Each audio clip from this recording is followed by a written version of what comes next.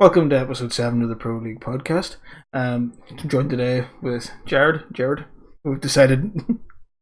um, so today I'm going to do it a little bit differently. I'm going to go through two bits of news who will introduce who Jared is, and we'll then go on with some interview questions and whatnot.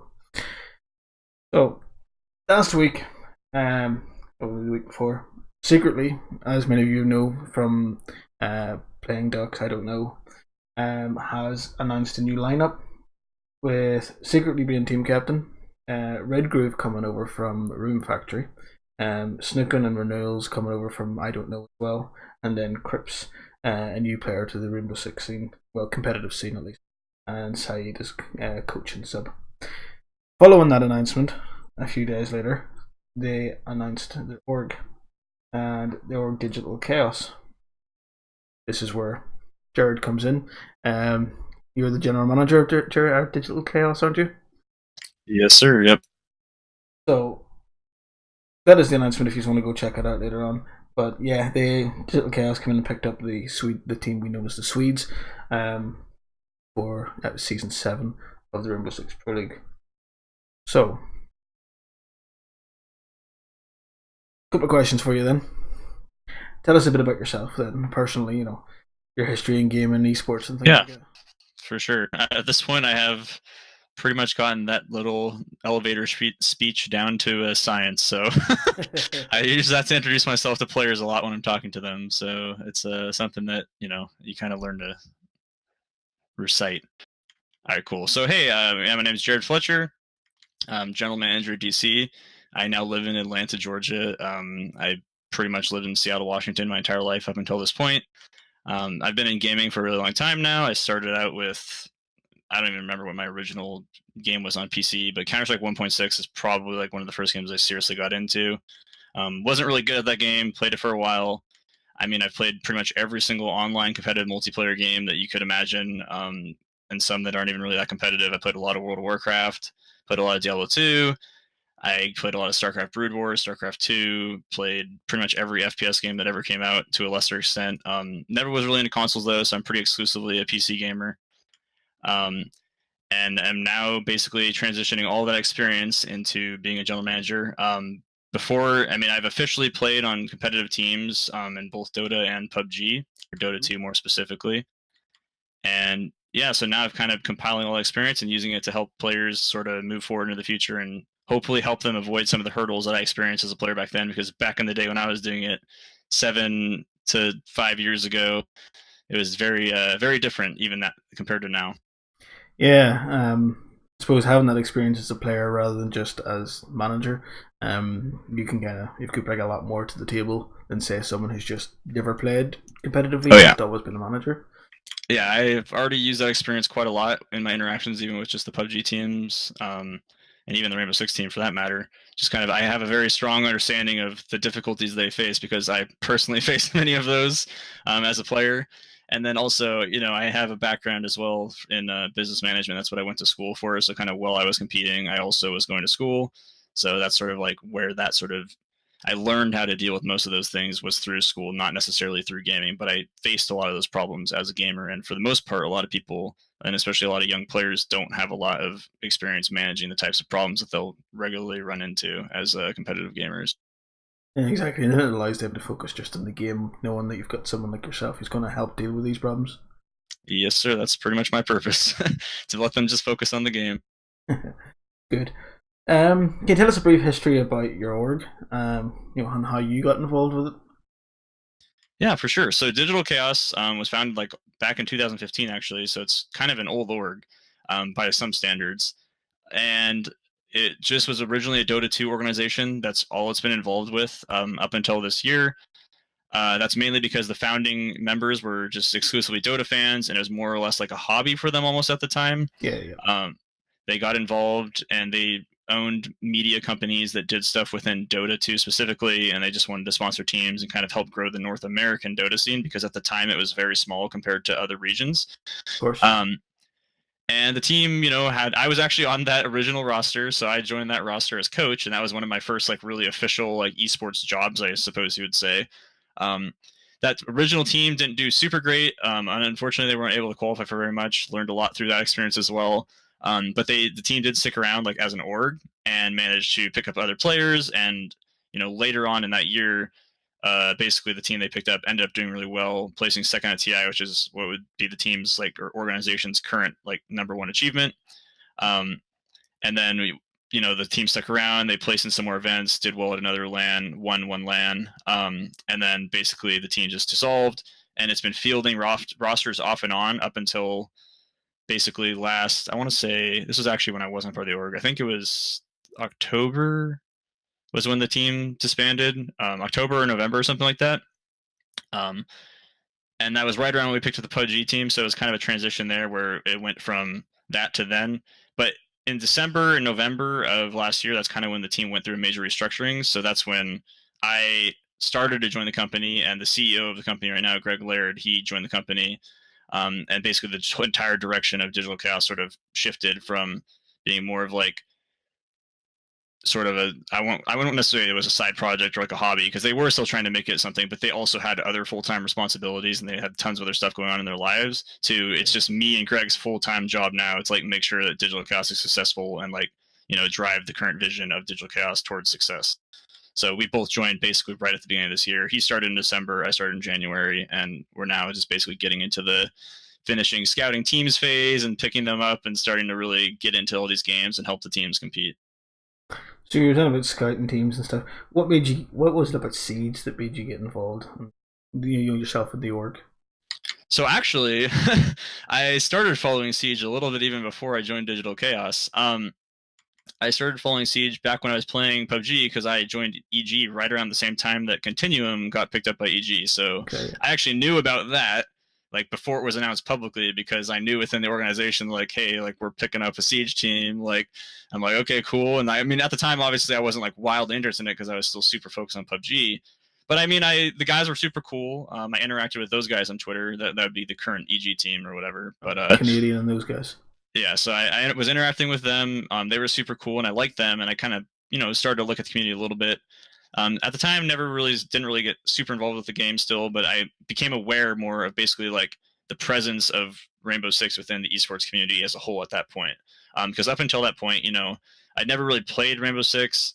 I think I played it like one free weekend maybe, and I was like aware that it didn't have the greatest launch and stuff like that, and that's kind of what I heard about it. So that's why I avoided the game basically. I can totally relate, because so one of the games that I did get heavily involved in the last couple of years was For Honor, which is also another Ubisoft title. Didn't have the greatest launch. By most standards, it was like more or less a disaster. Yeah. But at the same time, it was a popular game. But now they're kind of bringing that back around as well. So Ubisoft to me is like lately kind of the company that like they have rocky starts, but they really show the commitment to their games, because even For Honor right now, I've started playing it again. I didn't play it for like 9 months or something. It's like it's what it should have been when it came out. Basically, it's like really good. I'm like, wow, man, if they just would have released this would have been like a groundbreaking game, basically. Yeah, and that's what kind of Siege is sitting at the moment, where it should have been released as it is now. It's a lot better. The problems, a lot of the problems have been fixed.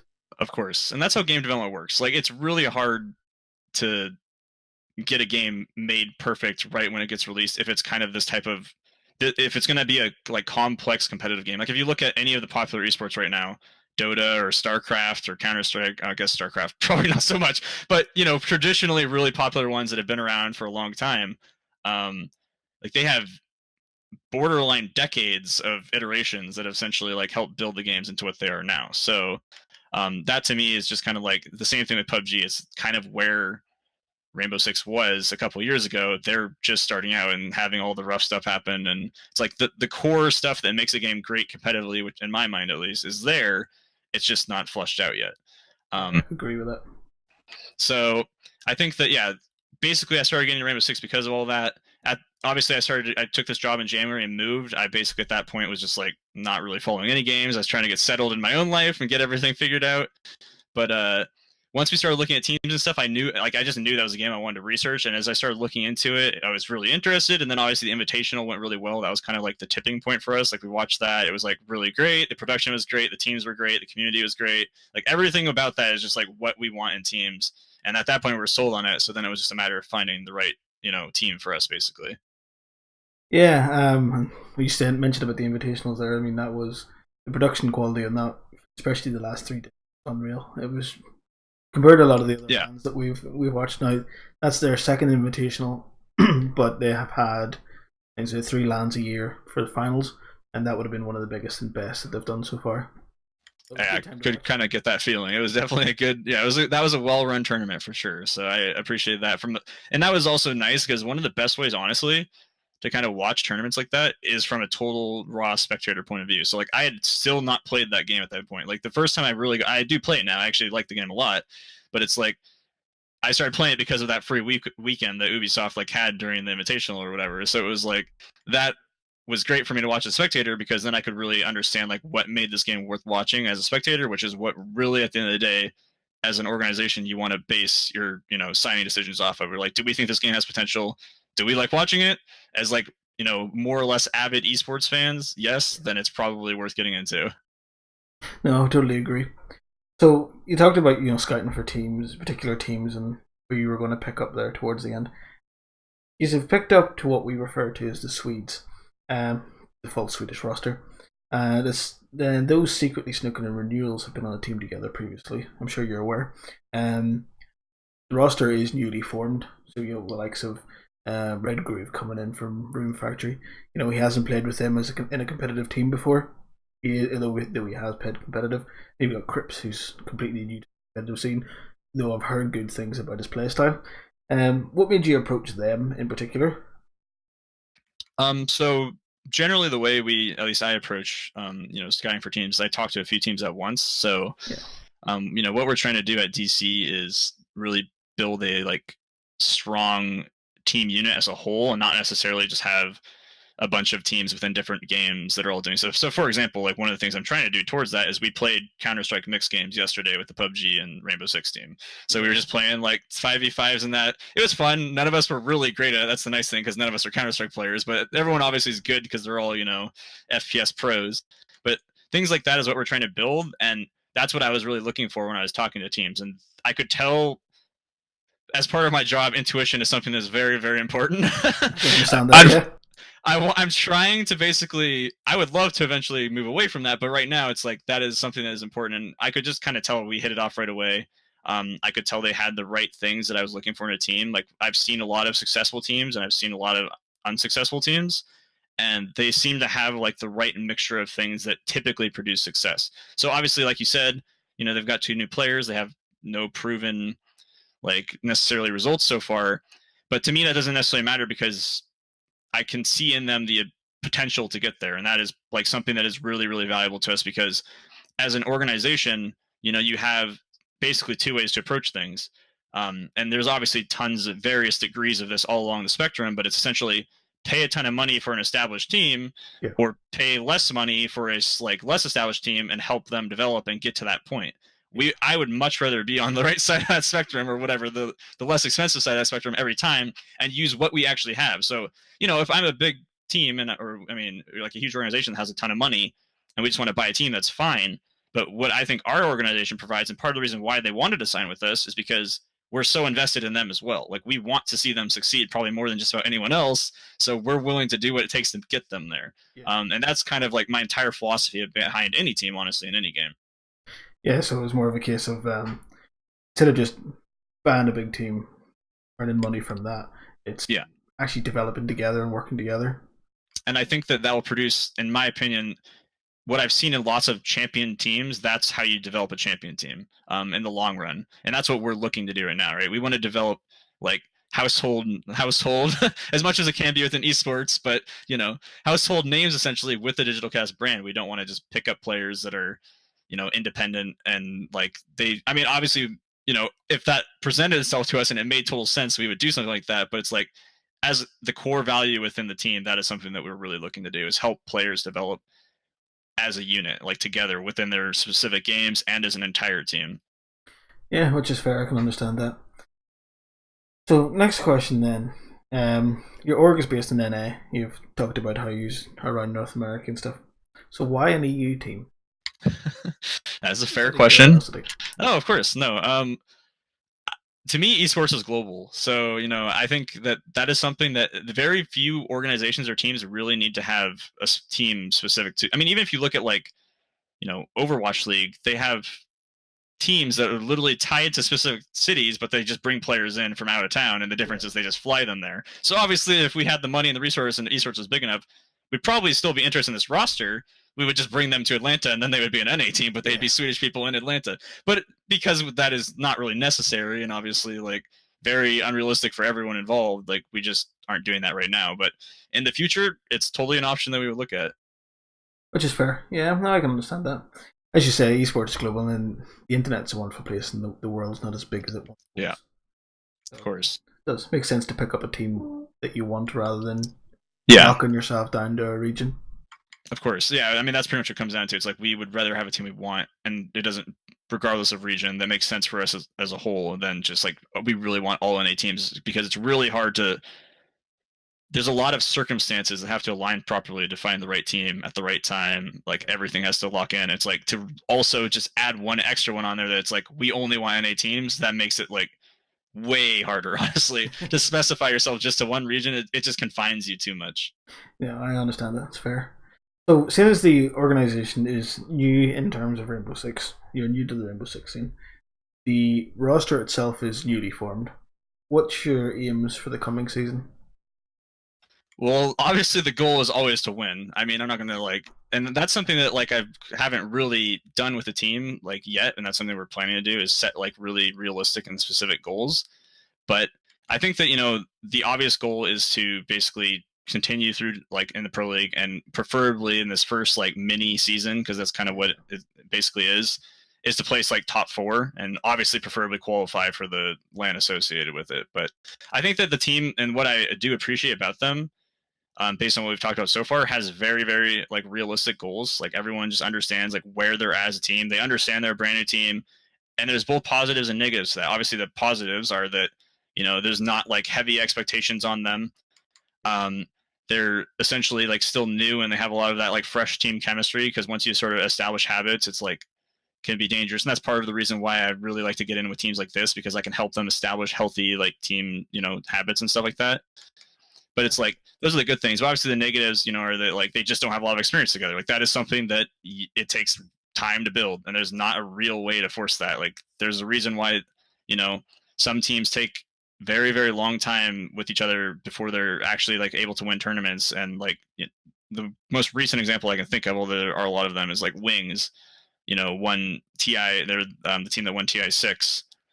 So that's not really recent, but seeing as how TI7 was last year. But they were one of those teams that like they played together for a really long time, but they weren't able to produce results until they really built up that team chemistry, and then finally like all the things clicked together for them, and they just destroyed everyone. Like that specific, and I think if you ask most Dota spectators / fans, that specific tournament was like the most landslide victory championship that anyone's ever seen in like the history of esports. They just destroyed everyone basically and made it look embarrassing. So it's like that is something that I'm willing to wait for. Like I see that downside, and I understand that like the lack of experience could punish them in the short term, but I'm looking towards the long term, and I'm willing to work with them, like I said, to get to that point and to get to the level where they're comfortable with each other. Yeah, it's a fair one. I agree with that. The only thing that's made it really, really hard then is with coming off the back of invitationals to the start of this new season in a very, very short run. Yeah, for sure. Red Groove and all was heavily involved in Room Factory at the time at the invitationals. So I don't know when the deal was sort of done with them coming over. Was it beforehand? Was it after? Either way, the time. Yeah, I have no clue about that, to be honest. But I think it's typically those types of things. So from my personal experience, I can only speak to what I know. Like within Dota, those conversations happen at the event. So like once your team is basically done with the event or disqualified or out, whatever, as soon as your team's out, you start talking about and thinking about the future, whether it's sticking with the team.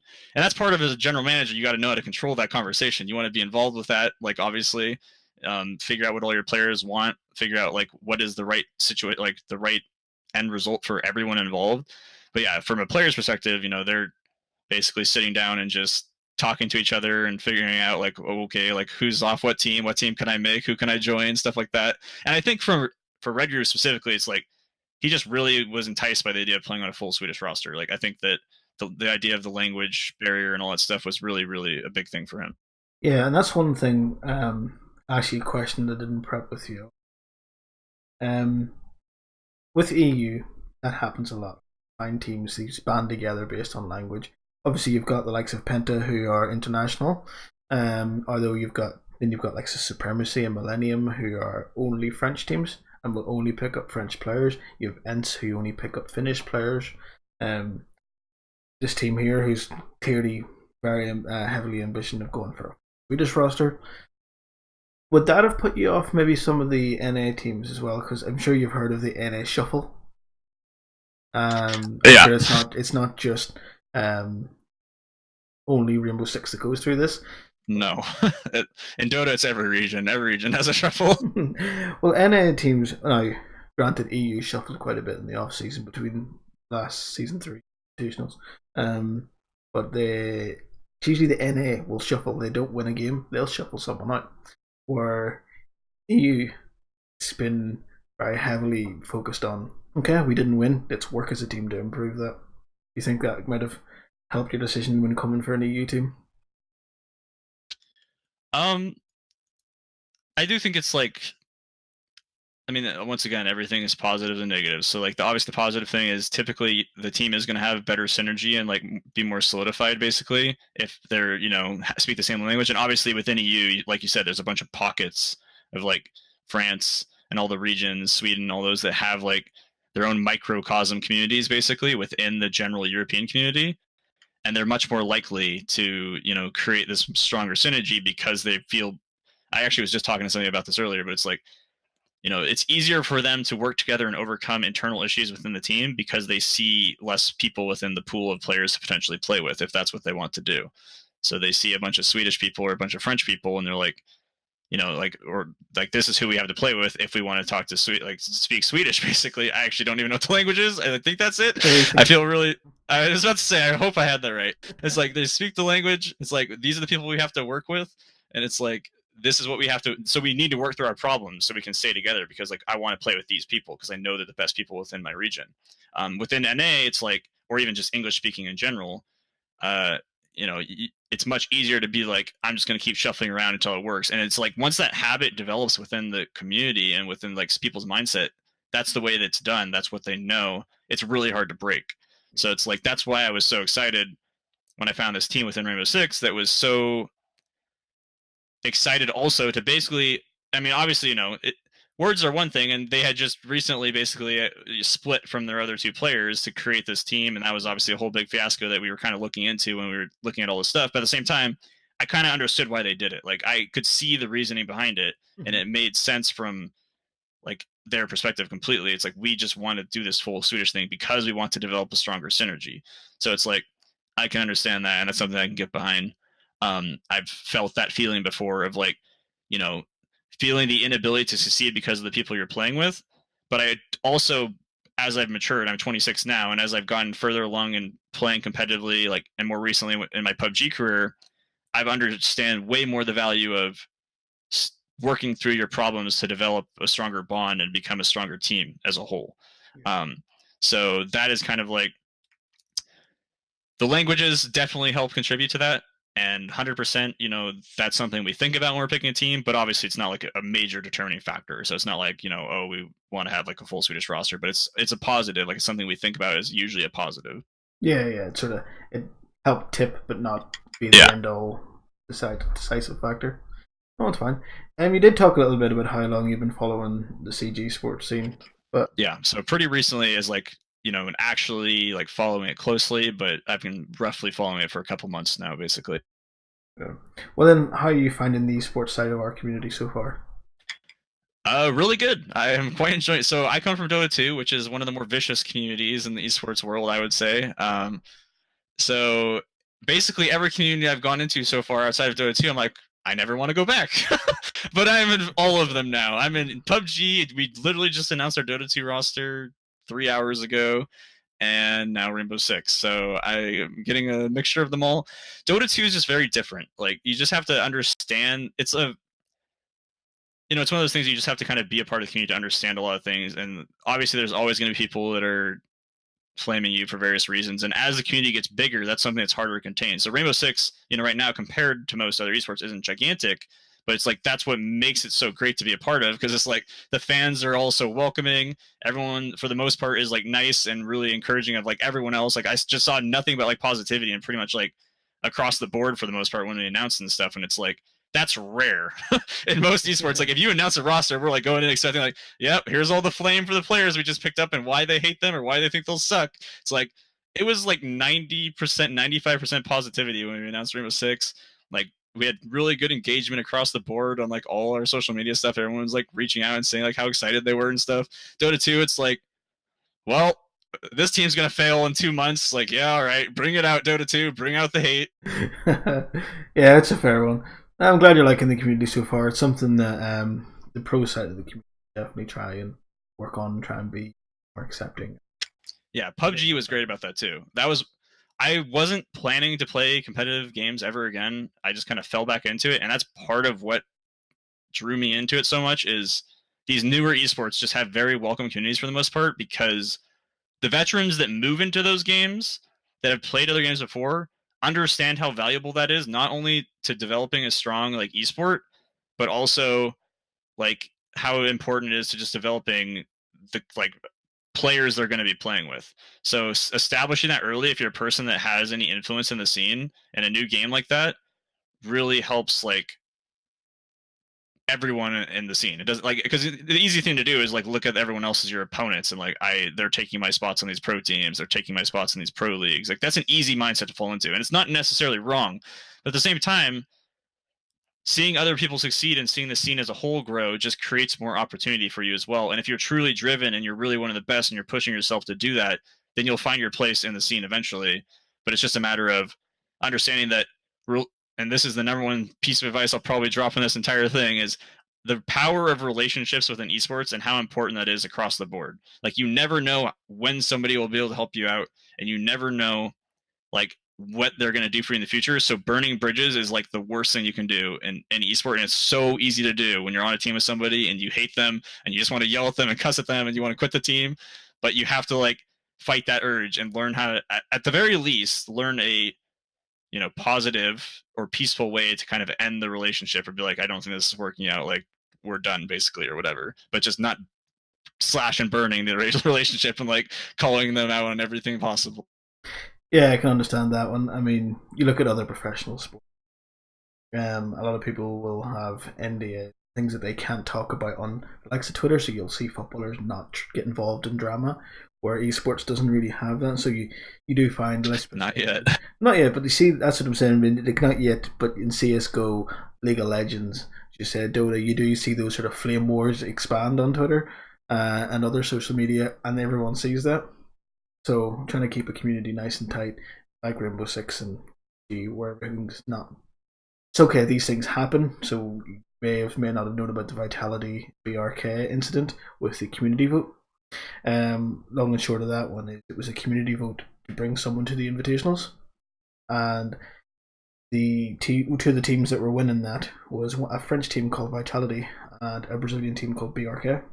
And the fans from both sides, a small minority of them, got so passionate, I will say, about this vote and how he was going to get there, that it did turn into firing memes at each other, firing a lot of slags and hate towards each other.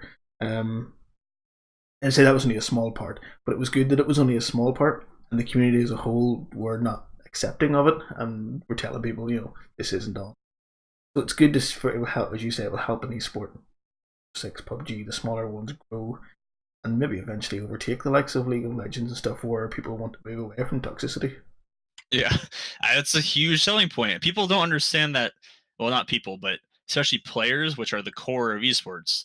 It's something that young people don't really understand, but that's such a massive selling point to not just your fans, but to the brands that support you. Which at the end of the day, those are the people that pay my salary and everyone else here, basically. Exactly, yeah. That's anybody that's actually getting paid like any amount of money really to be here is because of these, companies that usually are fans of esports. Like a lot of times the ones that are actually going out on a limb and getting involved are like because they're fans. Like that's more or less why we have the sponsors we have right now, because the guys are just fans of esports. Okay. So it's like understanding that positive mentality just like increases the sellability of the players and the teams and the esport as a whole by magnitudes.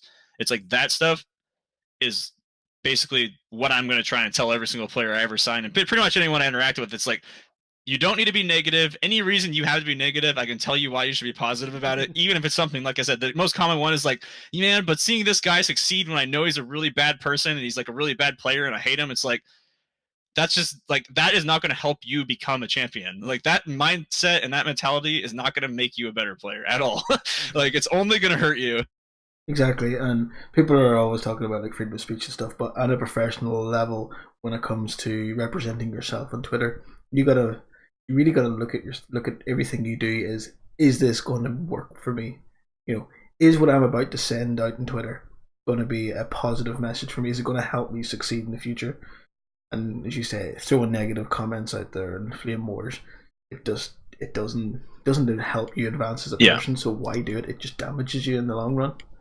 Yep. And I mean, there's, arguments to be said about certain things like, so PPD, I don't know how much you follow Dota, but he's like known as the Salt Lord. Like he's a guy who he literally tweeted today because he was salty about the format of the tournament they played in and they like did really well, but then they lost out and like didn't get any points for like the Dota League. So like stuff like that, making comments and stuff and having your own personal player brand identity and like kind of having some sort of like, I'll call it spiciness to like the comments you make is fine, but understanding like where to draw the line, like you said, knowing when it's really positive and negative to your personal brand and to everyone involved with you, stuff like that is really important. And basically the one word is having tact, like understanding like where your place is within the scene and knowing when to speak out and when to just kind of be quiet and just bite your tongue and just kind of push on until the next event or push on until the next thing is something that is lost on a lot of people. But people that understand that tend to be very successful in esports because they keep pressing on until they find their opportunity within the scene and they're able to finally like then be more, I guess I'll call it themselves, or be more like open with like kind of their opinions on stuff and stuff like that. But I mean there's tons of times. And then also, I mean beyond that is if you do make a mistake, you're saying something that hurts you, being humble enough to be able to just admit it and say something like, yeah, that was bad, like I'm sorry, you shouldn't do that. I mean that happens not super often, but when it does, I'm always really impressed. It's like, wow, this person is able to apologize for a mistake they made, go back on it, like delete it or whatever. That speaks volumes to the character of the person, almost, I'm not gonna say more so than not saying it, but it's very, very impressive to me when someone's able to, especially as a young player, kind of admit a mistake like that in front of a bunch of people. Yeah, and one of the big things about esports, it's a very young person driven Oh yeah. community. Especially like a lot of the players, they always say, the older you get, the reactions start to fall off. So people are always looking at these younger players. Um, so yeah, it is good whenever you see someone that's quite young in the grand scheme of things actually grow up a little bit, come out with those apologies, Yeah. and be like, yeah, okay, I was wrong. Here's why. I'm sorry. Yeah, and it's just an independent personal thing, right? I mean, even I've known tons of people that are 16 years old that are more mature than 30 years old.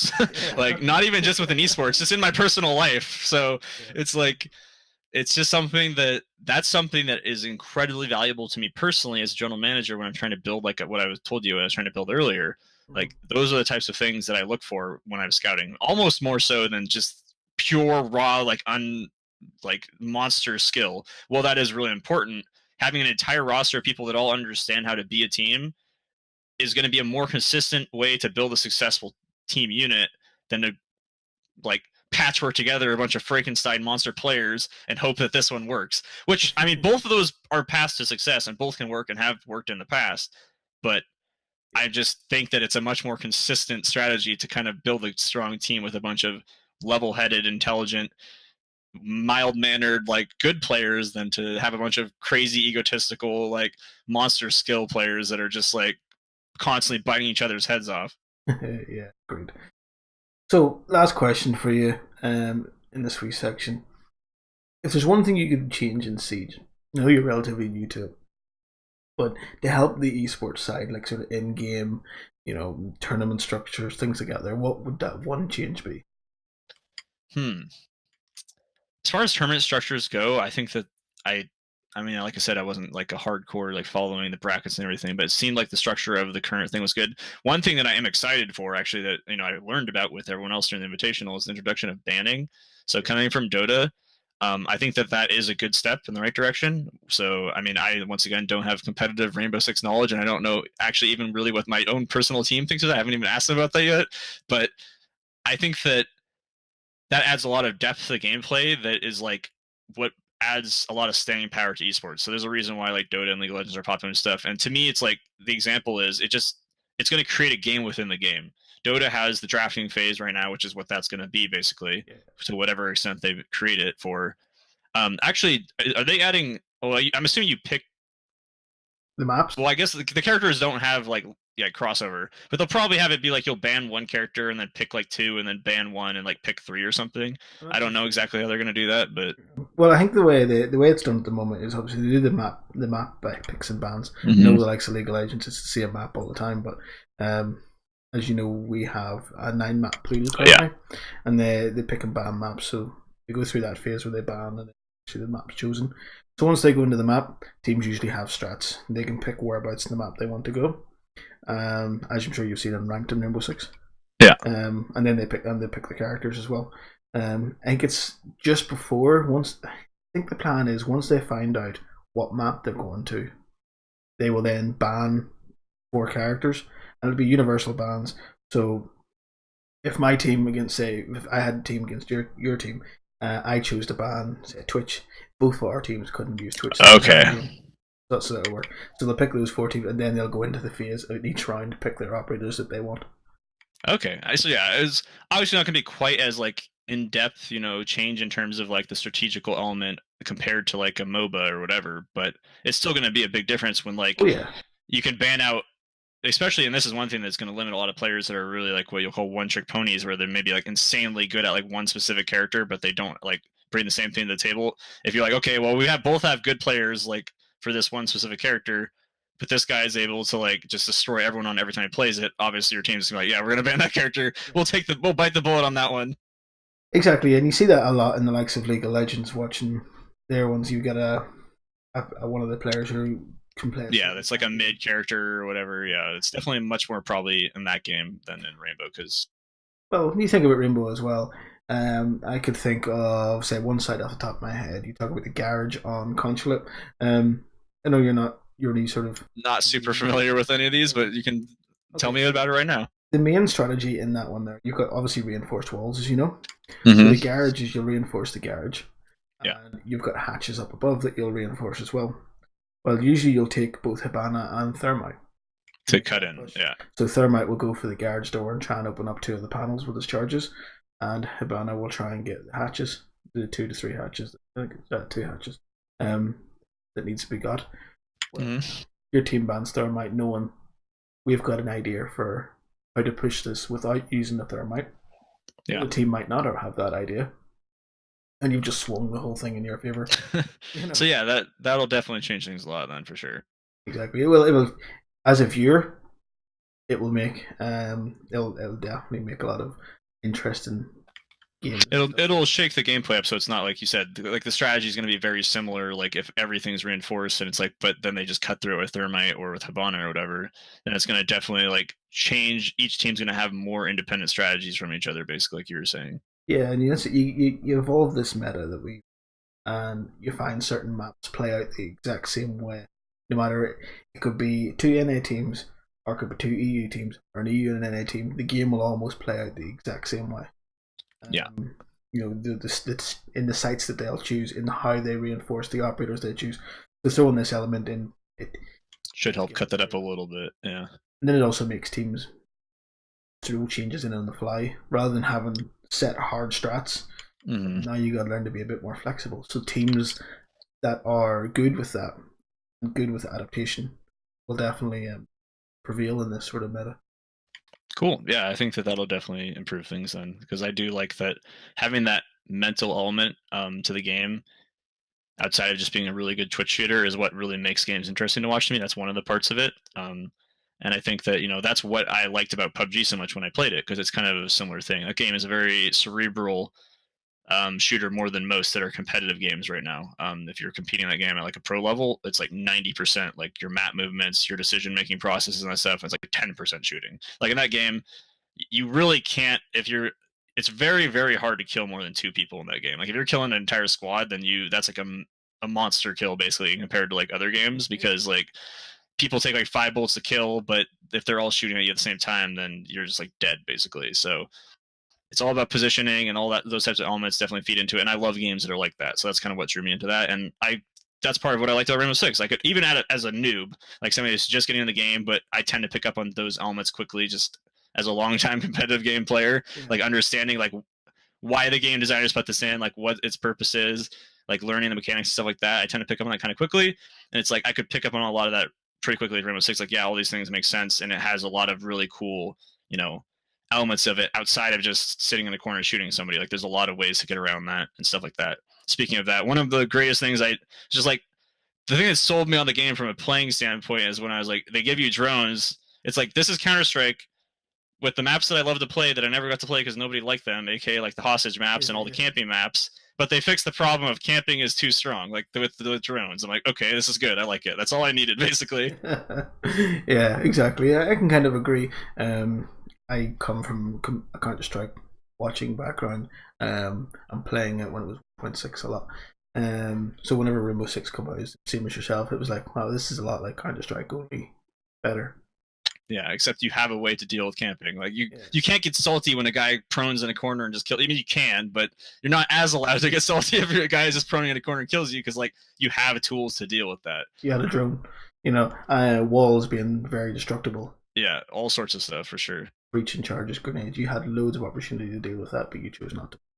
So yeah, I agree. It's been good. So moving on to the next point. The Season 7 of the Pro League begins. We are recording this on Sunday, so it begins tomorrow. We do. And the brackets have just been announced this week. So I'm going to run up through these. Here we have the APAC bracket. APAC, I don't know if you're aware, is quite new to ourselves. It's the Asia Pacific and New Zealand and those ones. It's quite new to Rainbow Six. I think this will only be their second season, not including invitationals. So there are. So ANZ and SEA will be. They start on Tuesday and Wednesday. Their schedule. So that'll be their schedule every week. I believe they all start at 7 p.m. local time. So that is what it is there. Yeah, 7 p.m. local time. Apart from Korea, which is 12 apparently. I don't know why. But yes, they will start on Wednesdays or Tuesday and Wednesday. I do apologize, I'm getting my days mixed up. This week, and it will be Tuesday and Wednesday every week going forward. So it will be. Apart from Korea. Oh, Korea's on Saturday, so that's why it's at 12. Yeah, so Korea's Saturday and Sunday, for the most part. And then their format is going to be unchanged, I believe. Season 7 will continue to be the same. Be the same as every other region, where they'll play in the double elimination. Moving on to, this is Latin America. Latin America starts on Wednesday night, and it will be Black Dragons and Red Candace in one matchup. Bootcamp Gaming and Team One Esports in another matchup. That will be Group A. That will be taking place this Wednesday. Group B for Latin America is FaZe Clan and EA Gaming, BRK Esports and Team Liquid, and that will take place following week on Wednesday as well. That'll be interesting. They are again going through the same brackets. It's a double elimination where you gotta lose 2 games in order to be brought out. Moving on to European leagues. This would be where your boys will be. In Group B, I believe. So Group A, we have Penta Sports and Western French. So Penta Sports and Team Vitality, Team Uplon and Millennium. They'll all take place on this Thursday coming at 7 p.m. CST. Group B is where we have ENCE and 1UP, and then your team Digital Chaos and Supremacy versus Supremacy. Thoughts on that game? So you've got your first game is going to be against Supremacy. Yep. Supremacy are a French powerhouse. Yes, I am aware. So, I mean, we've talked at least about that one. I've researched the team we're playing a little bit. They definitely, I would say are the strong favorites, seeing as how the team has no results posted. So, to be honest, it doesn't even really necessarily matter exactly where the team's coming from or who they're playing against. They're probably going to be the underdogs going into their first match. So, but at the same time, it's also their first match. So, I think that kind of makes it less daunting, right? Like if they'd been established for 6 months and they'd had mixed results like that, at that point you have established like sort of a history with the team that can typically be much harder to overcome than being like we're a brand new team going into our first match against a team that is traditionally been really successful. Most of the time that attitude is like a pretty nice one to be as like the player going in with no expectations. Like it's a fresh season, fresh team, everything's new. This is our chance to prove ourselves, and that's the attitude that I've basically seen from the team going into it. So I'm pretty excited for that match, and I think either way it'll be really good. Like it should be a really good match. It's just dependent. I mean, but it will probably be a pretty big toss-up in terms of who's going to win, just because I haven't even seen the team play it myself. So one thing I will say is teams, especially the likes of Secret and stuff, they're known for putting work in. So, Supremacy, who have been around since years gone by, in Rainbow Six, they have a ton of previous VODs display. Yeah. Where secretly to come along, view them with his team, and prep for that. Your team, Digital Chaos, doesn't have anything as a unit. Okay, yeah, that's true. Individually, they have VODs, but they're going to have changed their strats from they come off. I don't know, because everyone's going to know those I don't know strats. They're going to have changed a lot of that. And just because they have a new team, right? Like just to fit your new players, you're going to change your strats anyways, because it's like what worked before might not work at all, or you might have new players that are like really way better at one specific element that you couldn't do before, and you're like, now we can do that strat that we wanted to do before or whatever. Yeah, and then having 5 people, 2 of them especially being you, although say you're 6th as well as your coach, you have more voices now bringing in new ideas as well. Red Groove, for example, being on a predominantly Russian team before, he might have a lot of ideas from running around that scene that he could bring to share with secretly and stuff and go, look, this is what we did and this is what we were trying to do, but we couldn't quite do it. And next they've got a whole new strategy. And none of that's on display. Or Supremacies is very heavily on display for everyone to see. So, although they're the underdog, it could go either way. Yeah, I mean, like I said, I have not zero expectations, but I'm just going into it with like a completely open mind in terms of I just want to see what they can do, and then from there we can work together to build off of it. I've already been working with them on some stuff in terms of like just general things, but it's like that's the type of thing where it's like, let's see what you guys can do. Like you guys have a fresh start. Like I'm confident in secretly. I've talked to them a lot, and then the team as a whole, like I know they're putting in the work that you were talking about. Like they're going to be ready for the game.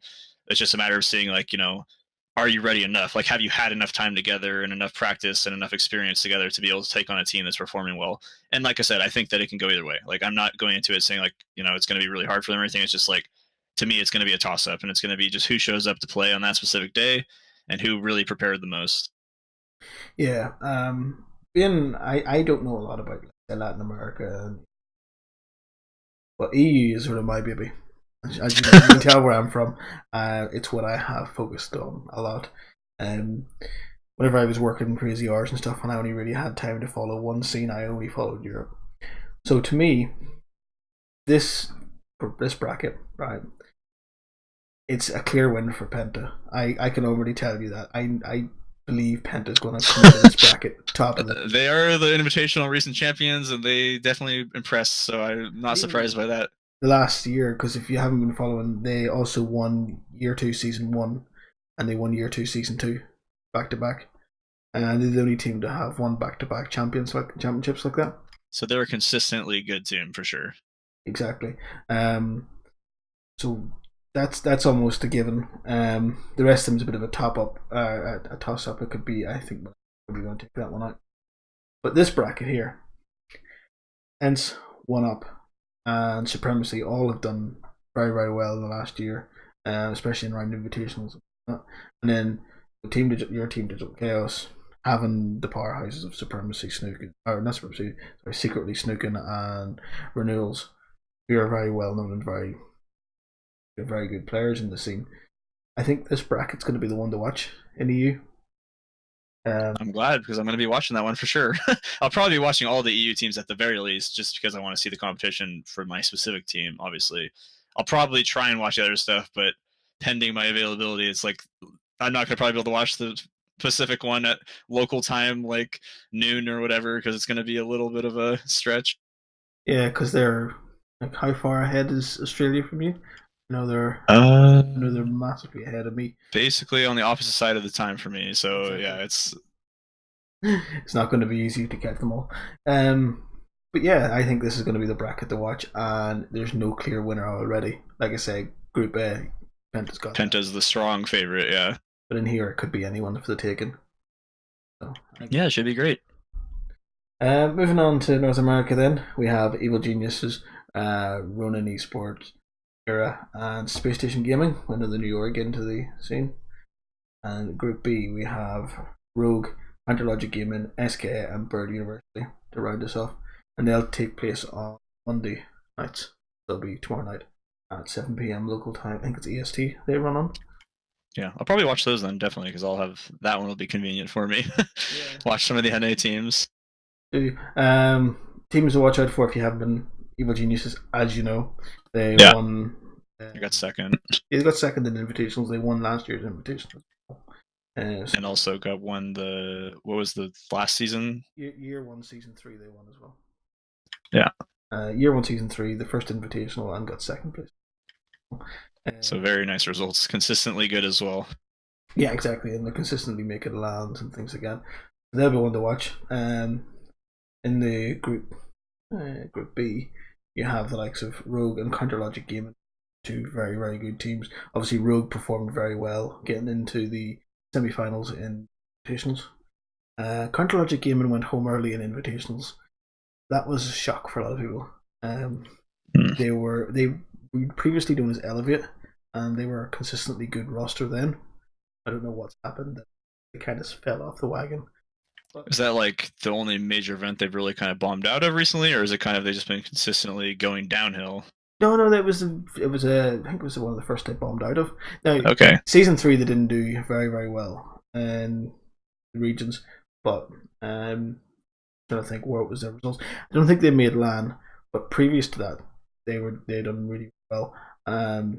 They originally come from Xbox as well, but like Supremacy, the team that you're going to be facing first.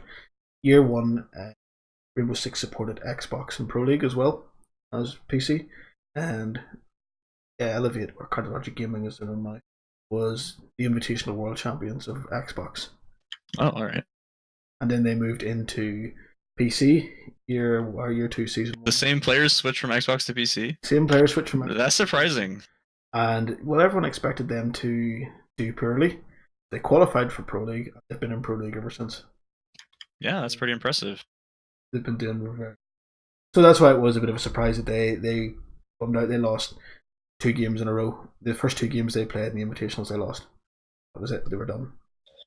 That is I mean, that just happens though too, right? Like in those especially tournaments like that, sometimes you're just gonna have a bad couple of days and you're just gonna bomb out, and it's like you could be a really good team and it's still very possible to happen. It's pretty rare for a team to be so consistent and like so on fire for like a really long time that like never happens to them. Yeah, and then like even look at Penta, they got put out in the semi-finals to Season 3, which surprised a lot of people. They won Year 2 Season 1, they won Year 2 Season 3, or Year 1 Season, or Year 2 Season 1, Year 2 Season 2. Put out the semi-finals. Season 3 didn't even make the final game. Yeah, so it happens. It does happen, and unfortunately for CLG it was then. Hopefully they can come back, so they'll be another team to watch out for. So yeah, it sounds like they're, this is their redemption round basically, and it depends on the mentality within the team, right? Like if they really have a bad showing, and that's where having a strong team chemistry is so important. It's like that's going to happen. You're going to bomb out of a tournament. If you're around long enough, and like you said, they've been around for a long time under various names, like you're going to have a bad showing. You have to be able to bounce back from that and come back together as a team and go out and do it again and prove that, we want to go back there and we want to win this next time. Exactly. So again, if you're going to be watching North America, Group B is going to be the one to keep an eye on again. Going to be a lot more even, and EG is probably just going to dominate the first group. Yeah, that's what we expect. All right. So that's the brackets. I said EU is going to be every Monday at 7 p.m. EST. Then you have the Tuesday and Wednesday will be the APAC regions. You have Wednesday night America. Will have Latin America, which I think is 7 p.m. Brazilian time, whatever that happens to be. I'm no good with time zones. And then North America, or EU, will be on Thursday nights with 7 p.m. CET, which is 6 hours ahead of EST. That'll be that. And then obviously you've got the Saturday and Sunday. You'll have South Korea. So moving on from the brackets, we're going to go into some of the more news, some of the new news. We talked about Space Station, or not switching the game. We did talk about that being in New York again. We talked about Digital Chaos coming in itself, and there's been a lot more orgs and changes and roster changes. There's been a whole shuffle around. But starting off with the other news first, then Rogue, the team Rogue, that we see on here, they had a player called King George. He had to take a break due to family issues. He stepped off the roster. He's now come out and said that he's going to be sticking with streaming. It was on a Twitch clip, so I can't actually play it for you right now. But he says he's going to stick with streaming for the time being and not return to Pro League. Which that's what he wants. He's happy enough to do it. All the best for him, and I wish him all the best with that. On the next bit of news, DreamHack. So start of the year, and the Ubisoft team announced that they would have some more minor events rather than just the majors. So DreamHack has obviously been their choice, and they've confirmed that there's going to be a DreamHack in Austin, which I know a lot of the NA fans are really, really happy about, because there has been, apart from the invitationals, I don't think there's been any NA lands. So a lot of the NA fans are happy about that. DreamHack Valencia will also take place. DreamHack Winter, and I think that's in Finland or Norway. I'm not too sure. So I think it's Sweden, isn't it? Isn't DreamHack Winter in Sweden? That's like the. That could be. I don't know. I think it is. Geography. One of the Scandinavian countries. I'll let you know in 2 seconds. If it's in Sweden, it is in Sweden. There you go. In Sweden, there you go. We could probably expect hometown. See your team. Expect to see your team there. And then early 2019 locations to be decided. So it's good to see that, although DreamHack is part of ESL as well, it's not a surprise that DreamHack is the choice for the minors. It is good to see that they're expanding this, especially bringing the NA. I have to just bring one to the UK. But yes, it's good. Well, there's still one location to be determined, so you never know. Well, that's it. The winter one has been done before. Part of the Nordic circuit, they call it. They had that last year, but it was separate and not really. I don't think it was really sponsored by Ubisoft. Mm-hmm. It was just like a self-funded event that like DreamHack put together, basically. Yeah, that's what I believe anyway. So it's good to see more competition. And long and short of the announcement is there's going to be 2 ways to enter. It's going to be invited, which you'll find a lot of the Pro League teams and Challenger League teams will get invited to these events and qualify that way. Or there's going to be open qualifications where anyone can qualify. So, like if me, if I wanted to put together a team, I could try and put together a team and play. Yep. I'm not good enough, so it's not going to happen. But I could if I wanted to try and come forth. So. Yeah, that's definitely a popular part of DreamHack, that they have a lot of events like that, and like especially within Sweden, that's kind of why it kicked off so much. And I think part of why esports is so big in Sweden is literally because of DreamHack Winter, and like that availability to people is like you can just take your computer on the train, go to DreamHack, and try and become a pro gamer. Exactly, and you know what? It's worked for. I think it's worked from some people in certain esports where it has end up being picked up. So you never know. If you're a budding Rainbow Six fan, you know what to do. So that's good to see for that. Moving on from that one, then, keeping in terms of competition, move away from ESL, a self-funded league called CCS. I don't know if you know about CCS. I am not aware of what CCS is, actually. CCS is a self-funded league that runs in North America at the time being, and you'd have a lot of the North American teams would compete in it alongside Pro League. Okay. Obviously, try and get some revenue, but also try and keep themselves in that competitive mind. They have It's just good practice, yeah. Yeah, they've now announced that they are coming to Europe and they're going to open up their leagues to Europe. I believe now I don't follow CCS in any great detail. I believe they have an open league as well as a invite league where you can go through the open leagues and play and make your way into their sort of closed leagues. And that's good for the scene for sure. Then, like having any sort of system that helps newer players kind of get that pro experience before they get to pro league is going to definitely help, the long-term growth of Rainbow Six, because like the more established and well recognized that becomes, I think the better it is for everyone, just because having that availability to people is really nice. Like the ability to find new players and find new talent is hard. Exactly. It gives people a lot more competition to take part in rather than just Pro League and Challenger League and the weekend Go Fours. You can now do your weekend Go Fours. You can do your CC. You can do your IEL League. The one good thing about CCS, there is no age limit on it. ASL currently has an 18 plus age limit on Rainbow Six. I'm aware of that one because Crips actually his birthday's in 2 days, so he's turning 18 right before it starts. Yeah, I just secretly didn't tell me what day it was, but I remember when I was talking to him, he said that Crips turns 18 just before Pro League, and I was like, okay, fair. But if it's in 2 days, then wow, it really is just before. We were cutting the deadline short, yeah. But yeah, at least you got it done. So there you've got your 18-year-old age limit, but CCS doesn't have an age limit like that. So long as you can get a team together. So people who are 15, 16, 17 who are budding into the esports and want to get that experience, CCS is your best place to go. And they're saying special thanks to Helby. They made Helby put on a t-shirt writing CCS EU on it and got a load of retweets. Try and advertise it. So that's good for EU, at least because CCS has been exclusive to North America up until now. So moving on to all the roster org changes that have happened recently. So starting with the first one, Kings moved to SYF Gaming after being dropped from Mindfreak. This is some of the APAC teams, and then the guy Rhodes, he moves on to a coaching role within the squad. So it's good for him because Kings did get kicked off the roster there recently, and we were kind of wondered. Then moving over here, we've got Peng. Said he's decided to part ways due to a multitude of problems, looking for a team. So he has parted way with Ronan, who are just into the Pro League soon, I believe. So yeah. He's been dropped from Ronan, or he has left Ronan. Due to whatever reasons, he doesn't have internal issues. Yeah, he doesn't want to state what they are, which is fine. I wouldn't want to go dirty laundry in public either. So all the best to him, whatever he decides to do. If he does try and go on, he wants to go into full-time content creation.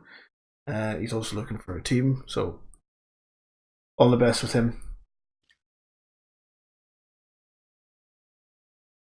So one of the other Rune Factory players has been dropped. Again, I can't read all of what was said in this because, fortunately, I can't read Russian. If any of you do, feel free to go read it. But the long and short of it is he's left Rune Factory as well. That one was only in morning.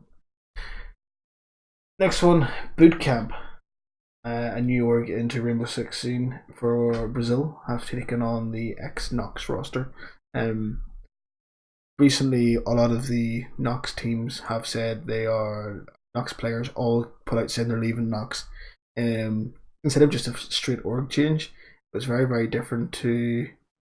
It's very, very different how they did it. Each player announced they're leaving the organization rather than being just changed over the way a lot of these things happen. So each player announced that they're leaving, and then said Bootcamp has taken up the roster. That'll be a new org for the Latin American scene. Space Station Gaming has now taken on a new roster as well. That is the ex Most Wanted roster that they have picked up. So all the best to them. One of the new ones in NA then. coming on to just after the Invitationals. So this was only a few days after the Invitationals, 22nd of February. Ainz disbanded completely. So I don't know if you watched you watched some of the Invitationals, didn't you? Yeah. You watched it all. I watched pretty much the whole thing. Yeah, you were same as myself there, 55 hours. Ainz did very, very well and surprised everyone. Everyone thought, okay, they've made it the Invitationals, they'll be the first team out. Yeah. No, they did really well. They took on, okay, I think they lost to FaZe, but they brought it to ENCE, which one of the powerhouses in Europe. You know, they did very well against them and beat them, I believe, in the end. But yeah, they did extremely well. But just after the Invitationals, on the 22nd of February, they completely disbanded. Some of the players had to go or went to other teams. I'm not well up in the APAC region of all the shuffles, fortunately. Yeah. However, the next bit of news brought to us on the 1st of March, so we gave only a couple of days. They decided to announce a new roster. Which is pretty weird. It's weird. So they disbanded, and now they've got a new roster. I mean, from a general manager thing, all I can assume is that their contracts came up for basically renegotiation, and they wanted either more money or something, or they wanted more than what the org wanted to provide. The org didn't agree to it, but they still wanted to be in the game. And then they're like, I don't know if this new roster is like a bunch of people that are newer and just want to like prove themselves, or like what that situation is. Is it a completely new roster, like zero same people on the team? I say I'm not up in the APAC region, so I would know. So I do believe it has been a lot of the new players. I don't know if Shin was. I think he was on the roster before. So maybe I guess they just decided to kind of like let him rebuild the team. Also, maybe. So there's a lot of potential question marks there, I guess. Yeah, yes, but it's good to see them back in anyway. I never like orgs leaving Rainbow Six. SK Gaming, another huge org. Yes, very gigantic. Yes, has brought up the Flipside, the ex-Flipside team. So recently, the guys from Flipside Tactics Rainbow Six team announced they left the org. I believe again it was contract up for tender. They decided to not renew for whatever reason, whether it was the org's decision or their decision, I don't know. But SK Gaming come along and took them up on their offer. There's a good chance that SK Gaming was just kind of looking for a team and found out when the contracts were ending and kind of swooped in. They're like, we'll just treat you guys better. And, you know, SK Gaming is also just a really big brand like in Brazil. So like they're really popular there. That's where the team is from, right? I'm not getting that wrong. Actually, no, they're not, are they? They're North American. They're North American. Yeah, never mind. I was thinking of a different team. But SK, the brand itself, is big in Brazil, though, isn't it? Yeah. They have. I know they've also got CS:GO teams. That would be the other big esport that I'd watch. No, SK have a CS:GO team, so yeah, it's good to try and get. Or it's good to see big orgs like that come in from other places. So you've always positive for the whole scene as a whole. Yeah, exactly. So you've got. And the whole change of things, you've got big orgs from CS:GO coming in, you've big orgs like yourself from Dota 2 coming in. Good to see all these sort of changes coming into Rainbow Six scenes. Hopefully help expand us in the future and build up on it. So that is all the news I have for now. Is there any closing thoughts or anything you'd like to share with us? All good. Pretty much just, you know, come cheer on the team, support us in our first game against Supremacy. You know, I think it's going to be a great match either way, like I said. So if you're interested in European Rainbow Six at all, then you should definitely watch that one. And yeah, I think we're here to, you know, prove ourselves, and I'm really excited to get into Rainbow Six and work with the guys on improving that we deserve to be here and that we're going to stick around for a while and earn some people's respect and hopefully admiration and love. Hopefully so. Well, so thank you very much for coming on. It's been a pleasure to have you. Thanks for having me. No problem at all. We'll be watching your first games with interest. Definitely be interesting to see what your team in New York have in store for us. What secret plans they have hidden in the strats. You know what secret? They're so secret, I don't even know them. It's the secret strats that they have hidden underneath that they're going to bring out against Supremacy. So we wish them all the best in their endeavor to try and get. Was it fourth place you were aiming for this season? At least try and make. I think top two is. qualifying for the LAN is like I think the realistic just like goal that the whole team wants to accomplish. Like they just want to make top 2 and qualify. So obviously, but I think that they'll be happy, like they'll be content if they can come out and show like that this team is here to do it. Like we're here, and like with the limited amount of experience they can get, if they get top 4, I think they'll be very satisfied with that showing. And then obviously I hope the season will stick around. I hope the team at least make it into season 8. Yeah, that is definitely what we're hoping for as well. Especially with it being a longer season now as well. Yeah. Coming season 8. More time to prove themselves and gel together. So thank you very much for coming on. Just as closing, if you want, you can follow us on Twitter at R6_podcast. You can follow us on YouTube at R6 Space Podcast, SoundCloud R6 Space Podcast. Tongue tied. But thank you very much for watching, and have a good night.